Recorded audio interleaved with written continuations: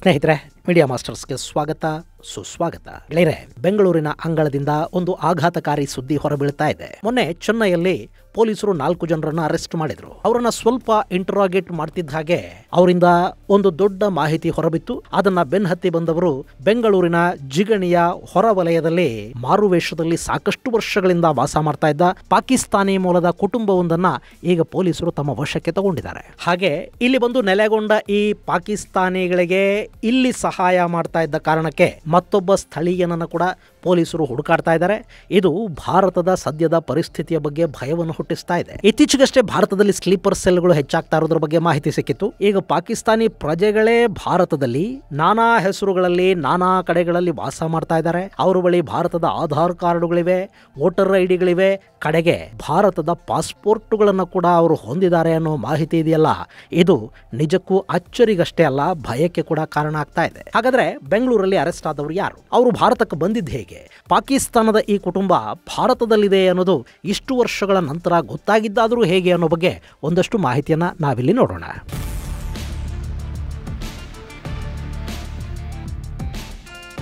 ಗೆಳೆಯರೆ, ಅದು ಸೆಪ್ಟೆಂಬರ್ 29, 2024. ಜನ ಹೆಜ್ಬುಲ್ಲಾ ನಾಯಕನ ಹತ್ಯೆ, ಹೊಸದಾಗಿ ಶುರುವಾಗ್ತಾ ಇರೋ ಬಿಗ್ ಬಾಸು, ಇದೆಲ್ಲದರ ಕಡೆ ಗಮನ ಕೊಟ್ಟಿದ್ರು. ಆದರೆ ಜಿಗಣಿ ಪೊಲೀಸರಿಗೆ ಮಾತ್ರ ಅಲ್ಲಿ ಬೇರೆಯದ್ದೇ ಒಂದು ಟಾಸ್ಕ್ ಸಿಕ್ಕಿತ್ತು. ಕೇಂದ್ರ ತನಿಖಾ ದಳದಿಂದ ಬಂದ ಮಾಹಿತಿ ಬೆಂಗಳೂರು ಪೊಲೀಸರನ್ನ ಬೆಚ್ಚಿ ಬೀಳಿಸಿತ್ತು. ಹೀಗಾಗಿ ಜಿಗಣಿ ಪೊಲೀಸರಿಗೆ ತುಂಬ ಕೇರ್ಫುಲ್ ಆಗಿ ಈ ಕೇಸನ್ನು ಹ್ಯಾಂಡಲ್ ಮಾಡಿ ಅಂತ ಹೇಳಲಾಗಿತ್ತು. ಅಲ್ಲಿನ ಇನ್ಸ್ಪೆಕ್ಟರ್ BS ಮಂಜುನಾಥ್ ಮತ್ತವರ ತಂಡ ಜಿಗಣಿ ಬಳಿಯ ರಾಜಾಪುರ ಅನ್ನೋ ಹಳ್ಳಿಯ ಪಕ್ಕದಲ್ಲಿದ್ದ ಅನಗನ್ ಲೇಔಟ್ ಅಲ್ಲಿ DLF ಅಪಾರ್ಟ್ಮೆಂಟ್ನ ಫ್ಲಾಟ್ ಒಂದರ ಮುಂದೆ ಹೋಗಿ ನಿಂತ್ಕೊಂಡ್ರು. ಅವರು ಆ ಮನೆಯ ಬೆಲ್ ಮಾಡ್ತಿದ್ದ ಹಾಗೆ ಅಲ್ಲಿ ಬಾಗಿಲು ತೆಗೆದವನು ಶಂಕರ್ ಶರ್ಮಾ.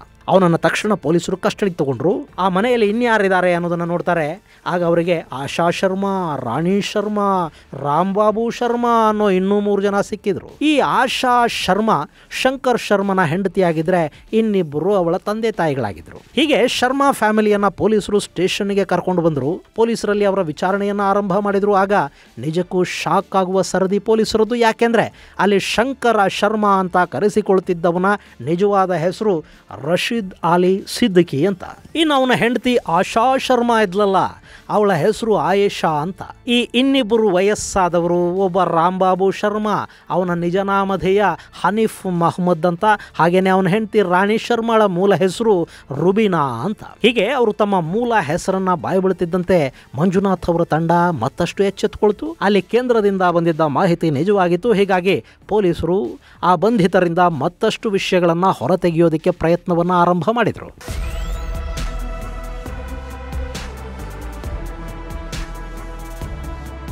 ಗೆಳೆಯರೆ, ಈ ರಶೀದ್ ಹೇಳ್ತಿದ್ದ ಕಥೆ ಇತ್ತಲ್ಲ, ಇದು ಪೊಲೀಸರ ತಂಡಕ್ಕೆ ತಲೆ ತಿರುಗೋ ಹಾಗೆ ಮಾಡ್ತಾ ಇತ್ತು. ಯಾಕೆಂದ್ರೆ ಇದು ಯಾವ ಸಿನಿಮಾ ಸ್ಟೋರಿಗಿಂತ ಕಮ್ಮಿ ಏನಿರಲಿಲ್ಲ. ರಶೀದ್ ಮೂಲತಃ ಪಾಕಿಸ್ತಾನದವನು, ಕರಾಚಿಯ ಬಳಿಯ ಲಿಯಾಕತಾಬಾದ್ನ ನಿವಾಸಿಯಾಗಿದ್ದ. 2011ರಲ್ಲಿ ಆಯೇಷಾಳ ಪ್ರೀತಿಗೆ ಬಿದ್ದ. ಇಲ್ಲಿ ಆಯೇಷಾ ಮೂಲತಃ ಕರಾಚಿಯವಳು. ಆದ್ರೆ ಆ ಆಯೇಷಾಳ ಅಪ್ಪ ಯಾವುದೋ ಕಾಲದಲ್ಲಿ ಹೋಗಿ ಬಾಂಗ್ಲಾದೇಶದಲ್ಲಿ ನೆಲೆಸಿದ್ದ. ಆಕೆ ಢಾಕಾದಲ್ಲಿದ್ಲು, ಇವನು ಕರಾಚಿಯಲ್ಲಿದ್ದ. ಆಯೇಷಾ ಮತ್ತು ಈ ರಶೀದ್ ನಡುವೆ ಇಂಟರ್ನೆಟ್ ಅಲ್ಲೇ ಪ್ರೇಮಾಂಕುರವಾಯಿತು.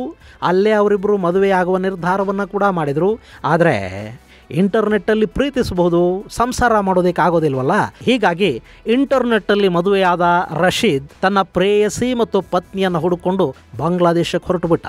ಪಾಕಿಸ್ತಾನದ ಕರಾಚಿಯಿಂದ ಸೀದಾ ಢಾಕಾಗೆ ಬಂದ ಅವನನ್ನ ಆಯೇಷಾ ಮನೆ ಕರ್ಕೊಂಡು ಹೋದ್ಲು. ಅಲ್ಲಿ ಅವರಪ್ಪ ಹನೀಫ್ ಮಹಮ್ಮದ್ ಹಾಗೂ ಅಮ್ಮ ರೂಬಿನಾ ರಶೀದ್ನನ್ನ ನೋಡಿ ನಿಖಾಗೆ ಒಪ್ಪಿಗೆಯನ್ನು ಕೊಟ್ಟರು. ಆ ಬಳಿಕ ಢಾಕಾದಲ್ಲಿ ದೊಡ್ಡದೊಂದು ಕಥನ ನಡೀತು. ಇದು ಕೇವಲ ಒಂದು ಲವ್ ಸ್ಟೋರಿ ಅಷ್ಟೇ ಆಗಿದ್ರೆ ತಲೆ ಕೆಡಿಸ್ಕೋಬೇಕಾದ ಅಗತ್ಯ ಇರಲಿಲ್ಲ. ಆದ್ರೆ ಇದು ಇಷ್ಟಕ್ಕೆ ನಿಲ್ಲಿಲ್ಲ. ಢಾಕಾದಲ್ಲಿ ಒಂದು ಪ್ರವಚನ ಕಾರ್ಯಕ್ರಮ ನಡೀತಾ ಇತ್ತು. ಅದು ಮೆಹದಿ ಫೌಂಡೇಶನ್ ನಡೆಸ್ತಾ ಇದ್ದ ಕಾರ್ಯಕ್ರಮ. ಅಲ್ಲಿ ಯೂನಸ್ ಘೋರ್ ಅನ್ನೋ ಮತ ಪ್ರಚಾರಕನೊಬ್ಬ ಭಾಷಣ ಮಾಡ್ತಿದ್ದ. ಅವನ ಮಾತುಗಳಿಗೆ ರಶೀದ್ ತಲೆದೂಗಿಬಿಟ್ಟ. ಅಷ್ಟೇ, ರಶೀದ್ ಯೂನಸ್ ಘೋರ್ನ ಹಿಂಬಾಲಕನಾದ. ಆ ಬಳಿಕ ಅವನ ಪ್ರವಚನಗಳನ್ನು ಜನರಿಗೆ ಮುಟ್ಟಿಸೋದು, ಆ ಮೌಲ್ವಿಯ ಬಗ್ಗೆ ಪ್ರಚಾರ ಮಾಡೋದು, ಇಂಥ ಕೆಲಸಗಳನ್ನು ಮಾಡೋದಕ್ಕೆ ಶುರು ಮಾಡ್ದ. ಹೀಗಿರುವಾಗಲೇ ಇದು ಈ ಯೂನಸ್ ಘೋರ್ಗೆ ಕೂಡ ಗೊತ್ತಾಯಿತು. ತಕ್ಷಣ ಅವನು ಈ ರಶೀದ್ನನ್ನು ಕರೆಸ್ಕೊಂಡ. ಬೇಟಾ, ನೀನು ಬಾಂಗ್ಲಾದಲ್ಲೇ ಇದನ್ನು ಹೇಳಿದರೆ ಏನು ಉಪಯೋಗ ಇಲ್ಲ, ನೀನು ಇಲ್ಲಿಂದ ಭಾರತಕ್ಕೆ ಹೋಗು, ಅಲ್ಲಿ ನೀನು ಮತ ಪ್ರಚಾರ ಮಾಡಿದರೆ ನಿನಗೂ ಒಳ್ಳೆಯದಾಗತ್ತೆ, ಇಸ್ಲಾಂಗೂ ಒಳ್ಳೆಯದಾಗತ್ತೆ, ಹಾಗೆ ನಿನ್ನ ದೇಶ ಪಾಕಿಸ್ತಾನ ಇದೆಯಲ್ಲ ಅದಕ್ಕೆ ಕೂಡ ನೀನು ಏನಾದರೂ ಒಳ್ಳೆಯದು ಮಾಡಿದ ಹಾಗಾಗತ್ತೆ ಅಂತ ಇವನಿಗೆ ತಲೆ ತುಂಬಿದ. ಹೀಗಾಗಿ 2014ರಲ್ಲಿ ಸಂಸಾರ ಸಮೇತ ಈ ರಶೀದ್ ಕಳ್ಳ ಮಾರ್ಗದ ಮೂಲಕ ಬಾಂಗ್ಲಾದ ಗಡಿ ದಾಟಿ ಭಾರತಕ್ಕೆ ಕಾಲಿಟ್ಟ. ಅಲ್ಲಿಂದ ಸೀದಾ ಭಾರತದ ರಾಜಧಾನಿ ದೆಹಲಿಯನ್ನು ತಲುಪಿದ.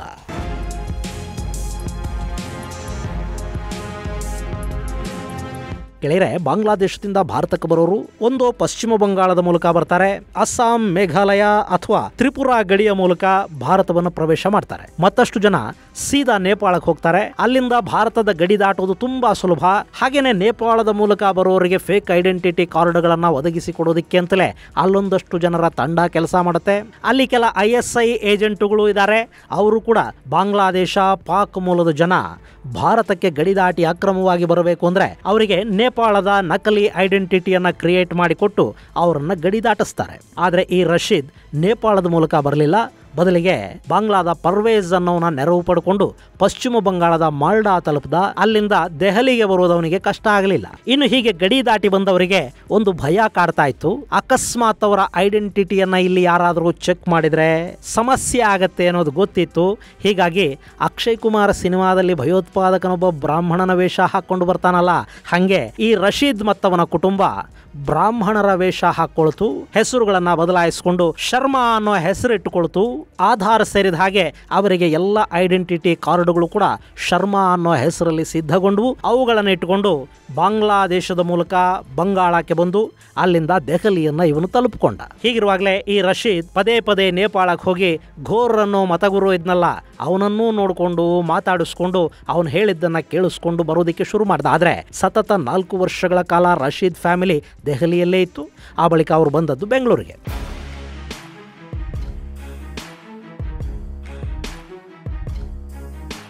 ಗೆಳೆಯರೆ, ನಮ್ಮ ಬೆಂಗಳೂರು ಅನ್ನೋದು ಹೆಂಗಾಗಿದೆ ಅಂದರೆ ಉತ್ತರ ಭಾರತದವರು ಇಲ್ಲಿಗೆ ಬರೋದು ಹೆಚ್ಚಾಗಿ ನಾವಿಲ್ಲಿ ಕನ್ನಡವನ್ನು ಹುಡುಕೋ ಥರ ಆಗಿದೆ. ಬೆಂಗಳೂರಿನ ಸಾಕಷ್ಟು ಏರಿಯಾಗಳಲ್ಲಿ ಇವತ್ತು ಉತ್ತರ ಭಾರತದವರದ್ದೇ ಹವ.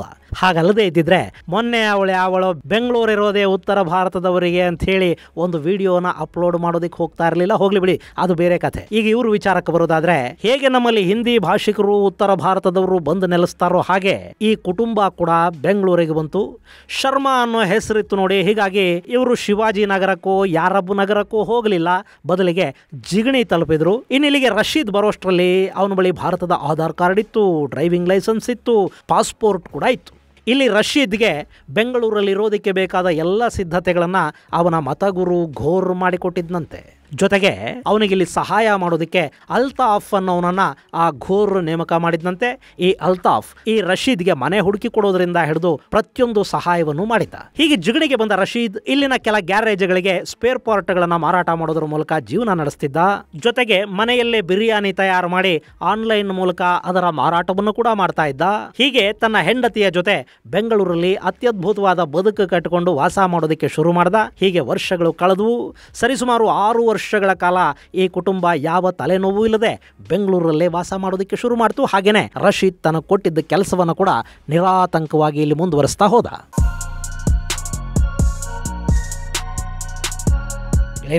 ಇಲ್ಲಿ ನಾವೊಂದು ವಿಷಯ ಗಮನಿಸಬೇಕು. ಇವನು ಜಿಗಣಿಯಲ್ಲಿದ್ದದ್ದು ಶಂಕರ ಶರ್ಮಾ ಅನ್ನೋ ಹೆಸರಲ್ಲಿ.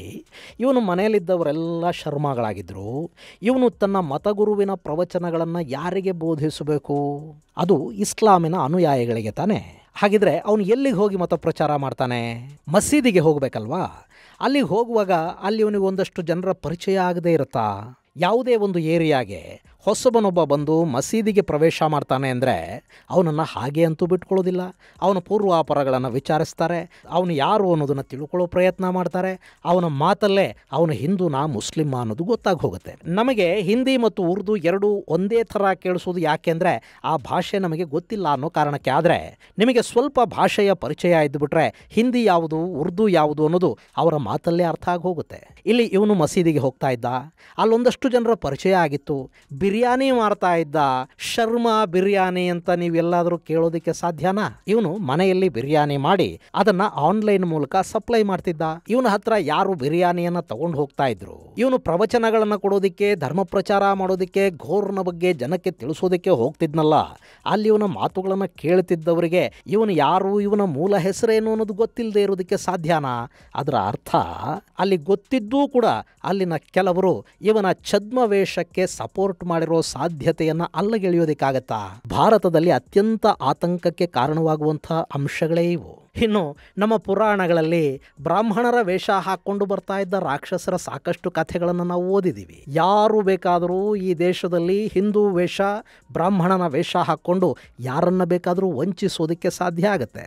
ಬಂದವನು ಹಿಂದೂನಾ ಅಲ್ವಾ ಅಂತ ನೋಡೋದಕ್ಕೆ ನಮಗಿರೋ ಆಪ್ಷನ್ಗಳಾದರೂ ಏನು ಹೇಳಿ? ಅಕಸ್ಮಾತ್ ಅನುಮಾನ ಬಂದರೆ ಹಿಂದೂ ಧರ್ಮದ ಬಗ್ಗೆ ಅವನನ್ನು ಪ್ರಶ್ನೆ ಕೇಳಬೇಕು ಅಥವಾ ಅವನ ಬಟ್ಟೆ ಬಿಚ್ಚಿ ನೋಡಬೇಕು. ಎರಡನೆಯದ್ದಂತೂ ಮಾಡೋದಕ್ಕಾಗೋದಿಲ್ಲ. ಮೊದಲನೆಯದ್ದು ಮಾಡೋಣ ಅಂದರೆ ಹಿಂದೂ ಧರ್ಮದ ಬಗ್ಗೆ ಹಿಂದೂಗಳಿಗೆ ಗೊತ್ತಿರೋದು ಕಡಿಮೆ. ಹೀಗಾಗಿ ಪ್ರಶ್ನೆ ಕೇಳಿ ಅವನು ಹಿಂದೂನಾ ಅಲ್ವಾ ಅಂಥೇಳಿ ಪರೀಕ್ಷೆ ಮಾಡೋದಕ್ಕೆ ನಮಗೆ ಸಾಧ್ಯನೇ ಆಗೋದಿಲ್ಲ. ಹೀಗಾಗಿ ಪಾಕಿಸ್ತಾನದಿಂದಲೋ ಬಾಂಗ್ಲಾದೇಶದಿಂದಲೋ ಬರೋ ಯಾರು ಬೇಕಾದರೂ ಅವರ ಹೆಸರುಗಳನ್ನು ಬದಲಾಯಿಸಿಕೊಂಡು ಹಿಂದೂ ಹೆಸರನ್ನು ಇಟ್ಟುಕೊಂಡು ಅಥವಾ ಮುಸ್ಲಿಂ ಹೆಸರೇ ಇಟ್ಟುಕೊಂಡ್ರೂ ಕೂಡ ಹಿಂದೂಗಳನ್ನು ಹೊಗಳ್ತಾ ನಮ್ಮ ನಡುವೆ ಬದುಕಿ ನಮಗೆ ಒಂದು ಬಾಂಬ್ ಬಿಟ್ಟು ಹೋಗ್ಬಿಟ್ರೂ ಕೂಡ ನಮಗೆ ಗೊತ್ತಾಗೋದೇ ಇಲ್ಲ.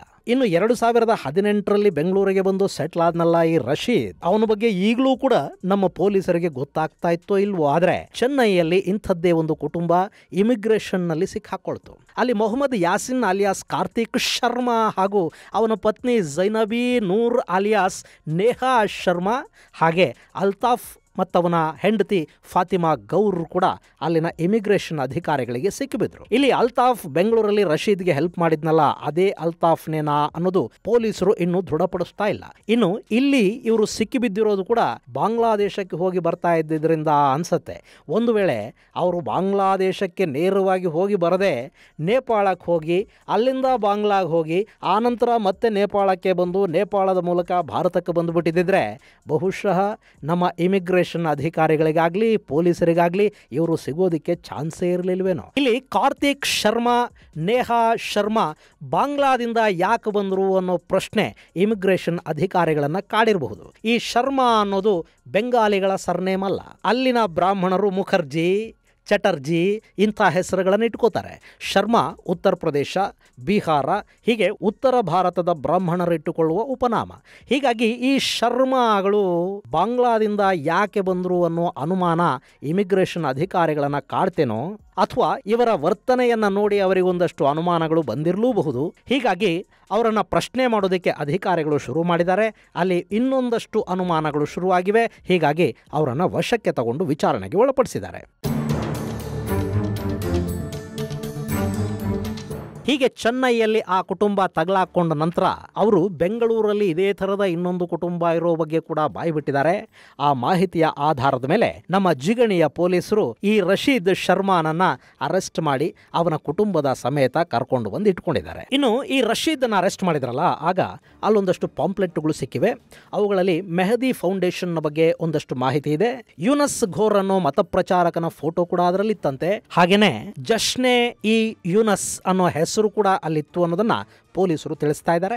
ಇನ್ನು ಇಲ್ಲಿ ನಾಚಿಕೆ ಪಟ್ಕೋಬೇಕಾದ ವಿಷಯ ಏನು ಗೊತ್ತಾ? ಈ ಆರೋಪಿಗಳನ್ನು ಬಂಧಿಸಿದ ನಂತರ ಕರ್ನಾಟಕದ ಸನ್ಮಾನ್ಯ ಗೃಹ ಸಚಿವರು ಆಡಿರುವ ಮಾತುಗಳು. ಇವರು 10 ವರ್ಷಗಳಿಂದ ಭಾರತದಲ್ಲಿದ್ದಾರೆ, ಹಾಗಿದ್ರೆ ಇಂಟೆಲಿಜೆನ್ಸ್ ಏನು ಮಾಡ್ತಾ ಇತ್ತು ಅಂತ ಅವರು ಪ್ರಶ್ನೆ ಮಾಡಿದ್ದಾರೆ. ಇಲ್ಲಿ ಇಂಟೆಲಿಜೆನ್ಸ್ ಫೇಲ್ಯೂರ್ ಅನ್ನೋದು ಮೇಲ್ನೋಟಕ್ಕೆ ಕಾಣ್ತಾ ಇದೆ ಅನ್ನೋದು ನಿಜ, ಆದರೆ ಅದನ್ನು ಪ್ರಶ್ನಿಸುವ ಸಮಯ ಇದಲ್ಲ.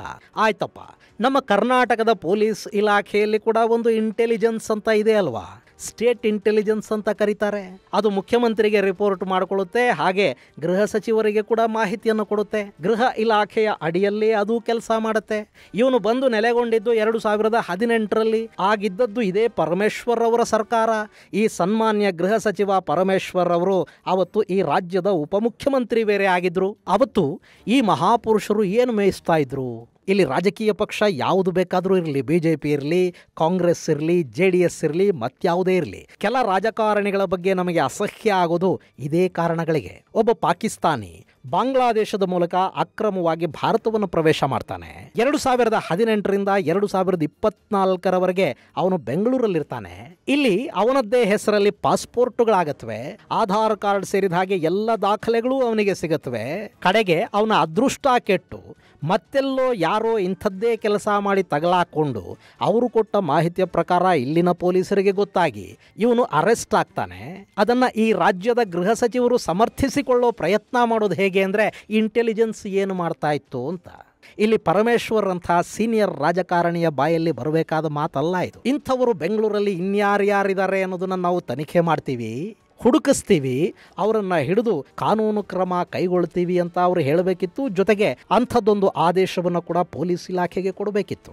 ನಮ್ಮಲ್ಲಿ ರೋಹಿಂಗ್ಯಾಗಳಿದ್ದಾರೆ, ಬಾಂಗ್ಲಾದೇಶಿ ಅಕ್ರಮ ವಲಸಿಗರು ಬೆಂಗಳೂರಲ್ಲಿ ವಾಸ ಮಾಡ್ತಾ ಇದ್ದಾರೆ.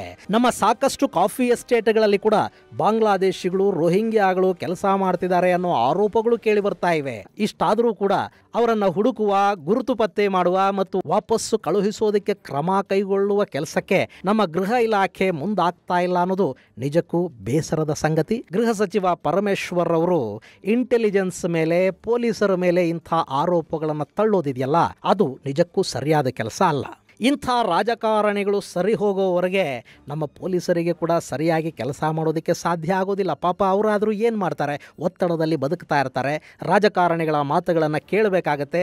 ನಮ್ಮ ಪೊಲೀಸ್ ಇಲಾಖೆ ಅನ್ನೋದು ಒಂಥರ ಸೂರ್ಯಕಾಂತಿ ಹೂವಿದ್ದ ಹಾಗೆ. ಹಾಗಾಗಿ ರಾಜಕಾರಣಿಗಳು, ನಾಯಕರು ಸರಿ ಹೋಗದೆ ನಮ್ಮ ದೇಶ ಸರಿ ಹೋಗೋದಿಲ್ಲ.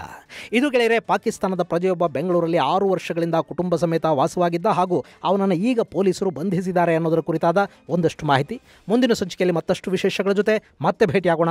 ಅಲ್ಲಿವರೆಗೆ ಜೈ ಹಿಂದ್, ಜೈ ಕರ್ನಾಟಕ.